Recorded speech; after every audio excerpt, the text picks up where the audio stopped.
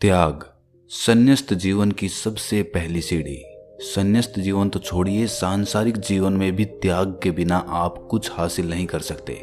आज की जो कहानी मैं सुनाने जा रहा हूँ वो त्याग पर आधारित है। इस कहानी को सुनकर आपका मन त्याग को अच्छी तरह से समझ जाएगा। इससे पहले कि आप इस कहानी में खो जाएं, इस चैनल को सब्सक्राइब जरूर कर लें। तो चलिए कहानी शुरू करते हैं। किसी गांव में मंगल नाम का एक आदमी रहता था। वो अकेला ही उस गांव में अपना जीवन व्यतीत करता था। उसका कोई परिवार नहीं था। वो प्रतिदिन जंगल में अपनी बैलगाड़ी लेकर जाता और खूब सारी लकड़ियां काट कर ले आता और शहर ले जाकर उन्हें बेच देता, जिससे उसे कुछ पैसे मिल जाते थे और उसी से वो अपना जीवन का निर्वाह करता था। एक दिन दोपहर के बाद का समय था। मंगल बैलगाड़ी पर लकड़ियां लेकर शहर की ओर जा रहा था। तभी जंगल में उसे एक आदमी दिखाई दिया जो पैदल चलते चलते थक गया था। वो आदमी शहर का रहने वाला था। उसका नाम सूरज था। मंगल को देखकर सूरज कहता है कि भाई, यदि आप शहर की तरफ जा रहे हो तो मुझे आप अपनी बैलगाड़ी पर बैठा लो। मैं पैदल चल चल कर थक गया हूँ और यहाँ कोई सवारी भी नहीं मिल रही है। यदि आप मेरी मदद कर देंगे तो मैं आपका बहुत आभारी रहूँगा। मंगल उसकी बात मान लेता है और सूरज को बैलगाड़ी पर बिठाकर ले जाता है और उससे कहता है कि मनुष्य ही मनुष्य की सहायता नहीं करेगा तो कौन करेगा। दोनों पूरे रास्ते बहुत प्रेम से बातें करते हुए आते हैं।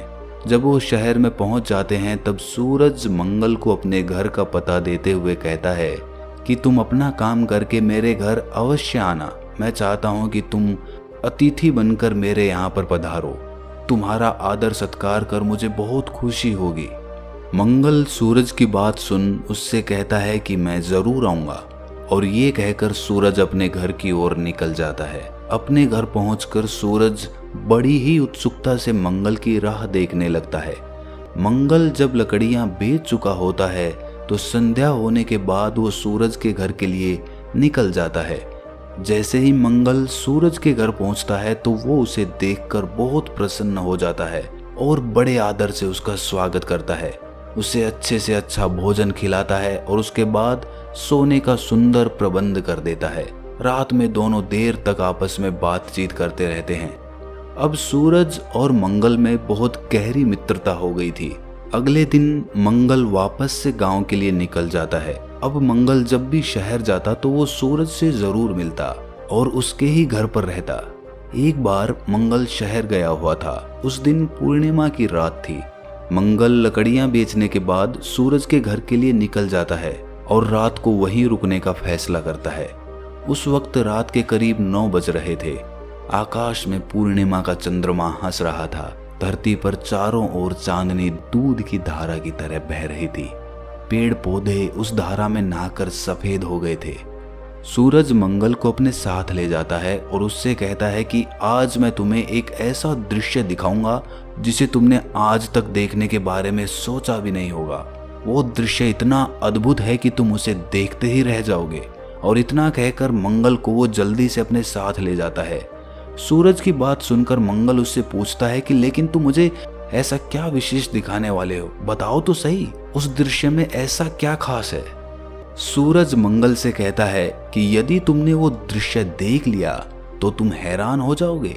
मेरे नगर में राजा का एक प्रधान खजांची रहता है। उसका सिद्धांत है खाना पीना और आनंद से रहना। उसका कहना है कि एक दिन तो मनुष्य को सब कुछ छोड़कर जाना ही पड़ता है, अतः संग्रह करने से कोई लाभ नहीं है।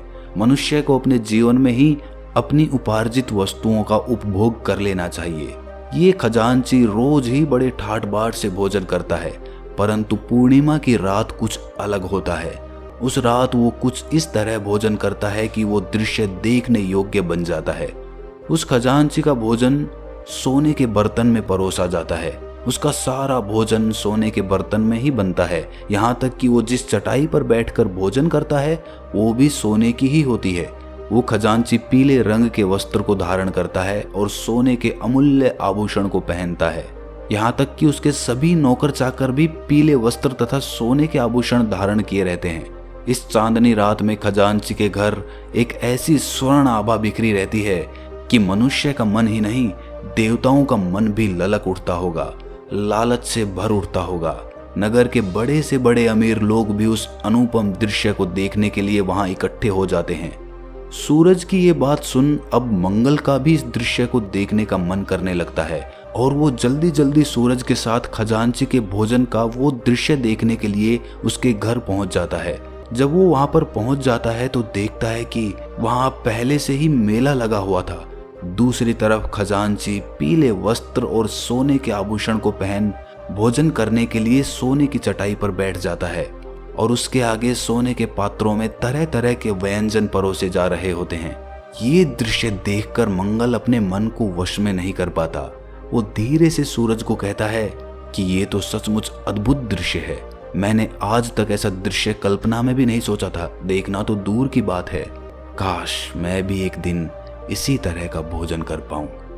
पर क्या कभी संभव हो सकता है? नहीं, इस गरीब के जीवन में ये कभी नहीं हो सकता। जब मंगल ये बात धीरे से सूरज से कहता है तब खजांची ये बात सुन लेता है। वो दृष्टि उठाकर मंगल की तरफ देखता है। उसे मंगल के मुख पर कुछ अनूठापन सा दिखाई पड़ा। उसे लगा कि इस मनुष्य के शरीर के भीतर कोई चमत्कार है। कुछ समय बाद जब खजांची भोजन कर लेता है तब वो मंगल को अपने पास बुलाता है और उसकी ओर ध्यान से देखकर मंगल से कहता है कि मैं जानता हूं कि तुम मेरी तरह ही पूर्णिमा की रात का भोजन करना चाहते हो। ये सुनकर मंगल हैरान हो जाता है कि उसे ये बात कैसे पता चल गई। खजांची कहता है कि यूं हैरान मत हो, मैंने तुम्हारी बात सुन ली थी। यदि तुम मेरी तरह भोजन करना चाहते हो तो उसके लिए तुम्हें काफी कठोर तपस्या करनी होगी। क्या तुम ये कर पाओगे? ये सुनकर मंगल कुछ देर सोच में पड़ जाता है और तब कहता है कि श्रीमान, यदि एक दिन मुझे आपके समान भोजन करने का अवसर मिले तो मैं तब क्या पहाड़ भी उठाने के लिए तैयार हूँ। ये सुनकर खजांची थोड़ा सोचते हुए कहता है कि नहीं, तुम्हें पर्वत नहीं उठाना पड़ेगा, तुम्हें 3 वर्षों तक खेतों में काम करना होगा। ये सुनकर मंगल कहता है कि श्रीमान, मैं अपनी इच्छा की पूर्ति के लिए आपके खेतों में काम करने के लिए तैयार हूँ, पर 3 वर्षों के बाद मुझे आपके समान भोजन करने का अवसर प्राप्त होगा ना? मंगल की बात सुनकर वो खजांची दृढ़तापूर्वक उससे कहता है कि अवश्य प्राप्त होगा। अब मंगल ने लकड़ियां काटने का काम छोड़कर खजांची के खेतों में काम करना शुरू कर दिया था। अब वो दिन रात उसी के खेतों में काम करता, पसीने बहाता और वहीं पर रात में बाकी मजदूरों के साथ भोजन करके सो जाता था। मंगल हर एक मजदूर से बहुत प्रेम करता था। जब वो बीमार होते तो उनकी सेवा भी करता। सभी मजदूर उसके इस मधुर भाषण और मृदु व्यवहार पर मुग्ध हो गए थे। उसे अपना भगवान समझने लगे थे, उसे खूब मानते थे, उसका सम्मान करते थे। समय बीतता गया और अब वो समय भी आ गया जब 3 वर्ष पूरे हो गए थे। मंगल की लगन, मेहनत और प्रेम से इन 3 सालों में खजांची के खेतों में इतना अनाज पैदा हुआ कि उसके लिए रखना भी कठिन हो गया था। उसका घर अनाज से भर गया था। खजांची मंगल की मेहनत पर प्रसन्न हो गया था। वो उसकी मेहनत और लगन से बहुत खुश था। ये सब देखकर उसके मन में विचार आया कि ये मनुष्य साधारण मनुष्य नहीं है, अलौकिक है, कोई चमत्कारिक है।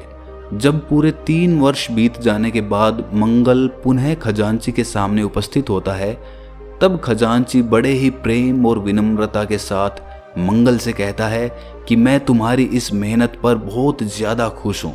अब से लेकर मैं पूरे 1 दिन तक तुम्हें अपने भवन का मालिक घोषित करता हूँ। तुम्हारा जो मन करे वो करना, जो पहनना हो, खाना हो, जैसा रहना हो, इस सब की तुम्हें पूरी आजादी है। ये सुनकर मंगल खजांची से कहता है कि मालिक, मैं आपके भवन का मालिक नहीं बनना चाहता, मुझे तो बस आपके समान 1 दिन के लिए भोजन करना है, मेरी इतनी सी इच्छा है। ये सुनकर खजांची मंगल से कहता है, पर तुमने जिस लगन और मेहनत से काम किया है उसे देखते हुए तुम्हारी ये मजदूरी भी बहुत कम है, तुम केवल 1 दिन के लिए मालिक बनोगे। इतना कहकर वो अपने सभी नौकरों को ये आदेश देता है कि 1 दिन के लिए मंगल तुम्हारा और इस भवन का मालिक होगा। तुम सभी को उसकी आज्ञाओं का पालन करना होगा। तुम लोगों को उसकी आज्ञा का पालन उसी तरह करना होगा जिस तरह मेरी आज्ञा का पालन करते हो। भवन का मालिक बनने पर मंगल किंग कर्तव्य विमूढ़ हो गया। वो समझ नहीं पा रहा था कि उसे क्या करना चाहिए और क्या नहीं करना चाहिए। बस उसे एक ही बात याद थी कि कल पूर्णिमा की रात है और मैं खजांची के समान ही भोजन करूंगा। मेरी इच्छा पूरी होगी, मेरा जीवन धन्य बन जाएगा। अगले दिन पूर्णिमा की रात थी। उसी तरह चांदनी खिली हुई थी। मंगल खजांची के समान ही पूरी तरह सज धज कर आता है और उस सोने की चटाई पर बैठ जाता है। उसके आगे सोने के बने पात्रों में कई तरह के व्यंजन रखे हुए थे। ये सब देखकर वो बेहद खुश था। उसी तरह पीले रंग के वस्त्र पहन, सोने के आभूषण पहनकर वो तैयार था। उसने कभी ये सोचा भी नहीं था। लेकिन वो जैसे ही भोजन ग्रहण करने जाता है, उसे एक बौद्ध भिक्षु दिखाई दे जाता है। उस बौद्ध भिक्षु ने मंगल की तरफ देखा और कहा, बुद्धम शरणम गच्छामि। उस बौद्ध भिक्षु के ये शब्द मंगल के हृदय में उतर जाते हैं।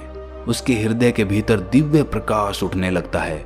उसे ऐसा महसूस होने लगता है कि जैसे सारा विश्व उसके भीतर समाविष्ट है, सारा ब्रह्मांड उसके भीतर है और सारे प्राणी भी। एक ही क्षण में मंगल का पूरा हृदय परिवर्तन हो जाता है। वो बिना किसी मोह के अपना भोजन भिक्षु को दान कर देता है। ये देख वहीं बैठा खजांची बहुत ही आश्चर्यचकित हो उठता है। वो बड़े आश्चर्य से उससे पूछता है कि मंगल, ये सब क्या है? तुमने ये सब क्या किया और क्यों? जिस भोजन के लिए तुम पिछले 3 वर्षों से इतनी मेहनत कर रहे हो, कठिन तप किया, आज जब वो भोजन तुम्हें मिला तो तुमने बिना कुछ सोचे समझे उस बौद्ध भिक्षु को दान कर दिया। ऐसा करने के पीछे क्या कारण है? तब मंगल उस खजांची की तरफ देखकर कहता है कि मैंने जो कुछ भी किया वो ठीक किया। श्रीमान, जो मैं हूं वही वो बौद्ध भिक्षु भी है। मैंने भोजन किया या बौद्ध भिक्षु ने किया, ये एक ही बात है, कोई फर्क नहीं है।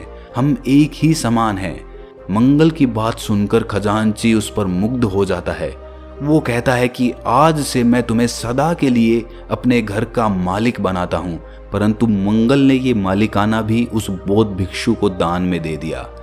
जब कुछ दिनों बाद मंगल के इस दान की खबर राजा तक पहुंची, तब वो भी मंगल के त्याग और सुंदर वचनों से प्रसन्न होकर उसे अपना पूरा राज्य देने की घोषणा करता है। लेकिन मंगल ने वो भी ना रखकर वो भी उस बौद्ध भिक्षु को दान में दे दिया। ये सब देखकर वो बौद्ध भिक्षु कहता है कि इस मनुष्य की मेहनत और लगन पर प्रसन्न होकर महात्मा बुद्ध ने इसे अपनी शरण में ले लिया है। और जो प्राणी भगवान बुद्ध की शरण में जाता है, उसे ब्रह्मांड का राज्य भी तुच्छ लगने लगता है। उसके लिए ये सब कुछ नहीं होता और ना ही उसका इन सब से कोई मोह होता। मंगल के त्याग का प्रभाव खजांची और राजा के मन पर भी प्रभाव छोड़ता है और तब वो दोनों भी सब कुछ त्याग देने का मन बनाते हैं और अपना सब कुछ छोड़कर बौद्ध भिक्षु बन जाते हैं। ये कहानी सुनकर आपके मन में जरूर ये सवाल उठा होगा कि अगर हम सब कुछ त्याग देते हैं, यानी कि उस राजा ने अगर सब कुछ त्याग दिया, तो राजपाट कौन चलाएगा? सृष्टि की व्यवस्था कैसे बनी रहेगी? जी हाँ दोस्तों, ये सवाल तार्किक है और इसका जवाब जानना भी बहुत जरूरी है। परमात्मा की प्राप्ति के लिए त्याग बहुत जरूरी होता है, लेकिन हम जिस त्याग को जानते हैं वो त्याग कोई और ही त्याग होता है। हम अपने जीवन का निर्वाह करते हुए, अपनी जिम्मेदारियों का निर्वाह करते हुए, सारी मोह माया के बीच रहते हुए भी उस मोह माया से अलग रह सकते हैं। मतलब हमारा उस मोह माया से मोह नहीं होना चाहिए। हम जो भी करें, पैसा कमाएं, प्रेम करें अपने बच्चों से, अपने परिवार से, अच्छा घर बनाएं, अच्छी गाड़ी लें, लेकिन ये भी जान लेना जरूरी है कि दुनिया में सब कुछ नश्वर है। मतलब कभी ना कभी सब कुछ खत्म हो जाएगा। और जब आप पूरी तरह से किसी चीज के मोह में पड़ जाते हैं तो आप त्याग नहीं कर पाते। त्याग किसी चीज को छोड़कर दूर चले जाना नहीं है, बल्कि उसी चीज के साथ रहकर ये समझना कि वो नश्वर है। यही त्याग है और यही त्याग का मतलब है। अगर ये कहानी आपको पसंद आए तो इस चैनल को सब्सक्राइब जरूर कर लें। तो मिलते हैं अगली कहानी में, तब तक के लिए अपना ख्याल रखें।